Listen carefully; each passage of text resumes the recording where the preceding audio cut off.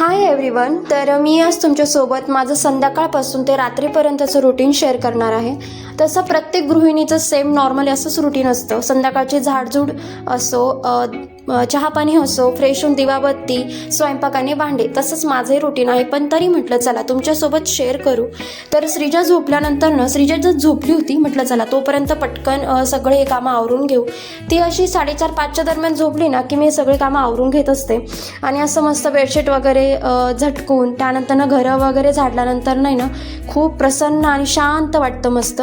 आणि त्यानंतर मला हे कामं करायला आहे ना बिलकुल कंटाळा येत नाही. म्हणजे मेन म्हणजे संध्याकाळी असं मस्त झाडझूड आणि असं कामं करायचं म्हटलं ना की मला आवडतं. खरं तर जिवार नाही आहेत बिलकुल करायला. आणि असं हे टेबलवरती पसारा दररोज माझा जमा होतो आणि मी संध्याकाळीच हे सगळं आवरून घेत असते एकत्रच. त्यानंतर माझा असा काहीसा हॉल दिसत होता सगळं आवरल्यानंतर. आणि हे असे कामं करत नाही तोपर्यंत श्रीजा उठली. आणि त्यानंतर तिचे पप्पा पण आले होते तोपर्यंत. आणि तिचे पप्पा आल्यानंतर मग तेच समजतात श्रीजाला. दूध गरम करायचं बाकी होतं, ते गरम केलं आणि लगेच स्वयंपाकाला लागले.